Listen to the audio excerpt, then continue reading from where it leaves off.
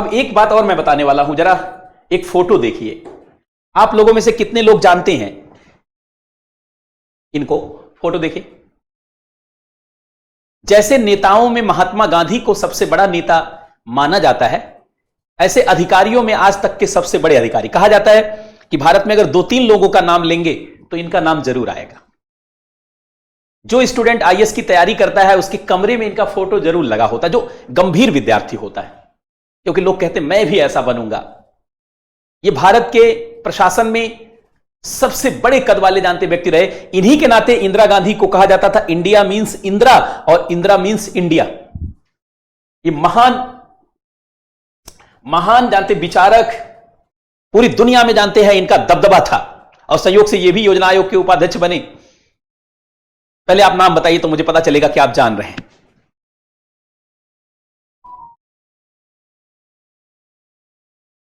उस पर अलग से बात होगी। सीडी देशमुख नहीं, सीडी देशमुख नहीं, वो तो आरबीआई के पहले गवर्नर थे और भारत के वित्त मंत्री थे 8-7 साल तक। ये दूसरे बहुत बहुत महान व्यक्ति हैं। कोई बताए, आप लोगों में से कोई बताए? अगर आप नहीं बता पाएंगे तो आपको अपने कमरे में फोटो लगाना पड़ेगा। आईआईटी कानपुर में जब हम लोग वहां पढ़ते थे, बहुत सारे लोग जानते अपने कमरे में इनका फोटो लगाते थे। इनका फोटो आप जानते, देखिए ये जो है डॉक्टर परमेश्वर नारायण हक्सर है। मैं बता देता हूं, पता नहीं आप बता पाएंगे कि नहीं। परमेश्वर नारायण हक्सर है। इनसे बड़ा कोई अधिकारी आज तक हुआ नहीं है। आपको पता है इंदिरा गांधी का कद कैसे इतना बड़ा हुआ था? इन्हीं के नाते, इन्हीं के नाते। अच्छा हाँ, देखिए, वेरी गुड, सुनील कुमार ने नाम लिखा, very good, Sunil Kumar, P N Haksar, Abhinav Yadav, बहुत बहुत धन्यवाद, हक्सर साहब। देखिए, 2 लोगों ने, आपकी क्लास से 2 लोगों ने बताया और इन दोनों लोगों का नाम मुझे याद हो गया। सुनील कुमार बहुत अच्छे स्टूडेंट है इसका मतलब आप, और अभिनव यादव, वेरी गुड अभिनव यादव। ये परमेश्वर नारायण हक्सर है, इनको कहा जाता है doctor PN Haksar, doctor PN Haksar. इनसे ज्यादा बुद्धिमान जानते हैं भारत में कोई भी अधिकारी आज तक नहीं हुआ है। आप जानते हैं?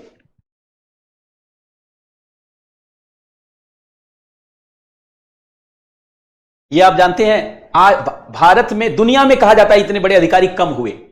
बहुत ब्रिलियंट, 6 फुट से भी ज्यादा लंबे चौड़े।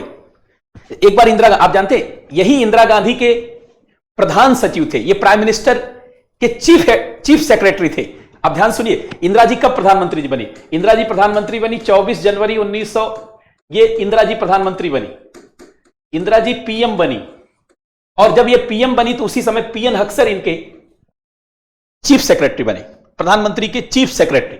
ये पीएम के जानते हैं चीफ सेक्रेटरी बने, पीएन हक्सर चीफ सेक्रेटरी बने, प्रधानमंत्री के चीफ सेक्रेटरी बने। और आप जानते हैं एक बार, चूंकि चीफ सेक्रेटरी बड़ा अधिकारी होता है, ये बहुत लंबे समय तक प्रधानमंत्री के चीफ सेक्रेटरी रहे। ये रहे 1966 से लेकर 1974 तक। बहुत ही योग्य व्यक्ति थे।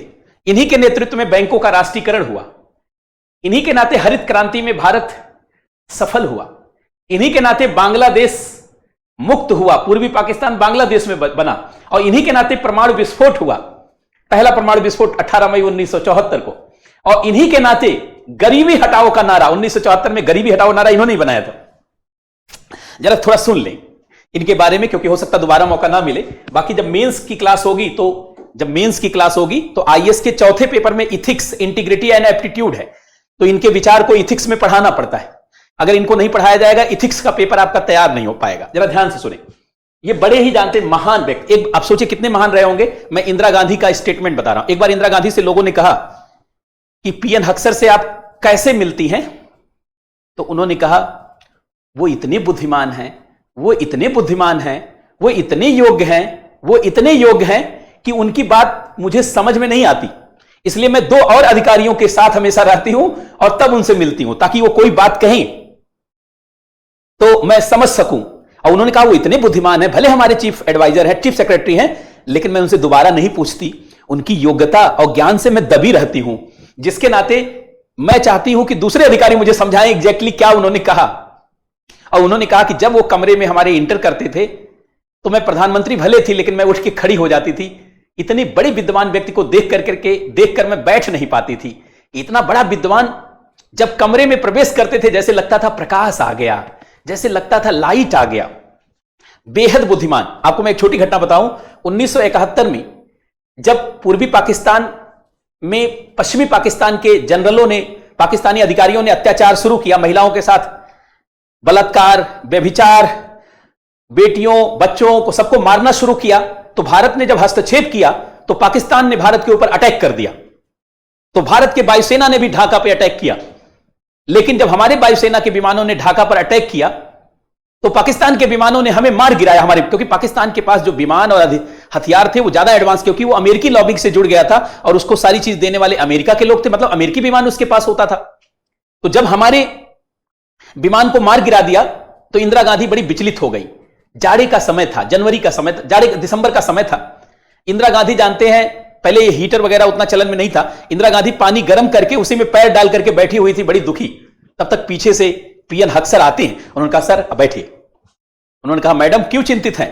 उन्होंने कहा सर आप तो देख रहे हैं कि पाकिस्तान हमको प्रभावित कर रहा है और अमेरिकी तकनीकों के सहयोग से हमारी वायुसेना को पीछे कर रहा है। उन्होंने कहा मैडम घबराना नहीं है, मैं प्रयास करता हूं। उन्होंने कहा सर क्या प्रयास करेंगे? उन्होंने कहा आप शांत रहें। अब पीएन हक्सर ने क्या किया, ये पश्चिम की तरफ से जो पाकिस्तान है, ये पश्चिम की तरफ जो पाकिस्तान है, यहां कराची बंदरगाह को उन्होंने, कराची बंदरगाह को घेरवा दिया नौसेना से। युद्ध चल रहा था यहां ढाका में और उन्होंने कराची बंदरगाह को घेरवा दिया। हमारे जानते हैं नौसेना की जहाजों ने एकदम घेर लिया कराची बंदरगाह को, और जैसे उसके जहाज पेट्रोलियम लेने, क्योंकि पीएन हक्सर बड़े दिमागदार व्यक्ति थे, उनको पता था कि किसी देश में युद्ध कैसे लड़ा जाता है। उनको पता था हथियार से युद्ध नहीं लड़ा जाता, विमान तो तब चलेगा, टैंक तो तब चलेगा जब उसमें तेल होगा, और कराची बंदरगाह को घेर लिया जाए ताकि तेल 3-4 दिन में खत्म हो जाए। तो जब नौसेना ने घेर लिया तो इसके जहाजों ने तेल लेने के लिए जब निकले तो देखे भारतीय नौसेना बाहर है, तो भाग चले गए, बाप रे बाप। और 4-5 दिन में पाकिस्तान का सारा तेल खत्म हो गया, सारा पेट्रोलियम खत्म हो गया, सारे जहाज खाली हो गए, सारे टैंक खाली, और पाकिस्तान के 90-95 हजार जवानों ने हाथ ऊपर किया, हमको पकड़िए, और भारत विजयी हुआ। इन्हीं के दिमाग से। यही वो व्यक्ति थे, यही वो व्यक्ति थे जिससे संजय गांधी बात करने में डरते थे। और जब संजय गांधी ने अपनी भूमिकाओं को बढ़ाया तो उनको लगा कि पीएन हक्सर से कौन बात करेगा।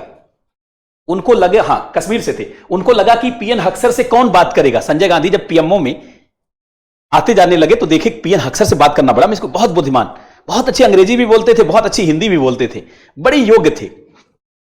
तो संजय गांधी को लगा कि इनसे बात कौन करेगा, इनको समझाना बड़ा मुश्किल काम है। तो उन्होंने सोचा इनको हटाया जाए, लेकिन इतने बड़े विद्वान आदमी को हटाया कैसे जाए। तो यह रास्ता बनाया गया कि इनको पश्चिमी पंचवर्षीय योजना का उपाध्यक्ष बनाया जाए। तो पश्चिमी पंचवर्षीय योजना कब चलाई गई थी बताइए जरा? 5th 5-year प्लान 1974 से 1979। और इसका उपाध्यक्ष किसको बनाया गया?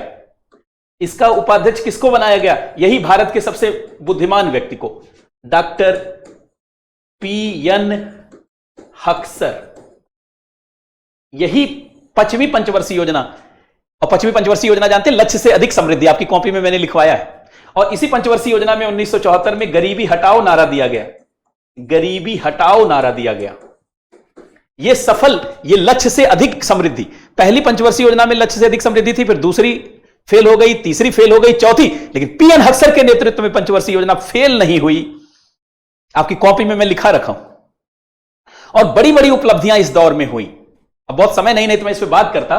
तो ये पीएन हक्सर 5वीं पंचवर्षीय योजना, मतलब आज तक के सबसे बुद्धिमान व्यक्ति हैं, आज तक के सबसे बुद्धिमान व्यक्ति हैं जो योजना आयोग के उपाध्यक्ष हुए थे। लिख लीजिए, ये भी योजना आयोग के उपाध्यक्ष थे, ये भी योजना आयोग के उपाध्यक्ष थे। और एक घटना छोटी सी मैं और बता दूं, थोड़ा सा आपको इंटरेस्ट रहे, क्योंकि इतने महान व्यक्ति के बारे में लोग महात्मा गांधी के बारे में जानते हैं, लोग नेहरू जी के बारे में जानते हैं, लोग भीमराव अंबेडकर के बारे में भी जानते हैं, लोग सुभाष चंद्र बोस के बारे में भी जानते हैं, लोग सीडी देशमुख के बारे में, विवेकानंद के बारे में जानते हैं, लेकिन सबसे बुद्धिमान व्यक्ति के बारे में बहुत कम लोग जानते हैं। बुद्धिमान मतलब जो अधिकारी के रूप में, नेता बुद्धिमान होना, नेताओं की बुद्धिमत्ता अधिकारियों के ऊपर निर्भर करती है। कोई नेता कैसे सफल हो जाता है? जब उसके तमाम सहायक अधिकारी सफल करते हैं। जब आप लोग पढ़ लिख करके बड़े बड़े अधिकारी बनेंगे तो जिसके अंदर काम करेंगे उसी नेता का नाम हो जाएगा। तो मैं नेता को थोड़ी बुद्धिमान मान लूंगा, अधिकारी की मुख्य भूमिका होती है। और भारत के सबसे बुद्धिमान व्यक्तियों में जानते पीएन हक्सर माने जाते रहे। आजादी के बाद इनके जैसा कोई नहीं। अब ध्यान से सुनेंगे, ये जो है यह बात है 1991 की। एक छोटी सी घटना मैं और बताना चाहता हूं। 1991 की बात है। पीवी नरसिम्हा राव को कांग्रेस पार्टी ने टिकट नहीं दिया। वो दिल्ली से हैदराबाद लौट गए और चले गए कि अब तो राजनीति में हमारा मौका खत्म हो गया। लेकिन 1991 में दुर्घटना हुई, राजीव गांधी की हत्या कर दी गई और अंततः कांग्रेस पार्टी जीत गई। जब कांग्रेस पार्टी जीत गई तो उस समय यह हुआ कि कौन प्रधानमंत्री बन सकता है। तो कांग्रेस के सारे नेता बैठे, सोनिया गांधी को भी बुलाया गया। यह हुआ कि किसको प्रधानमंत्री बनाया जाए। नारायण दत्त तिवारी कह रहे थे हमें बनाया जाए, अर्जुन सिंह कह रहे थे हमें बनाया जाए, माधवराव सिंधिया भी दावेदारी पेश कर रहे थे, प्रणब मुखर्जी भी दावेदारी पेश कर रहे थे, बहुत सारे बड़े बड़े नेता कह रहे थे हमें बनाया जाए, हमें बनाया जाए। तो लोगों ने कहा देखिए सबसे ज्यादा बुद्धिमान व्यक्ति पीएन हक्सर है, उन्हें बुलाया जाए और उनसे पूछा जाए कि हे पीएन हक्सर सर, बताइए कि सबसे अच्छा कौन नेता रहेगा जिसको प्रधानमंत्री बनाया जाए। तो जब पीएन हक्सर को बुलाया गया, लोगों ने कहा सर, भारत को आपसे ज्यादा तो कोई जानता नहीं और हमारी पार्टी में को भी आपसे ज्यादा कोई नहीं जानता।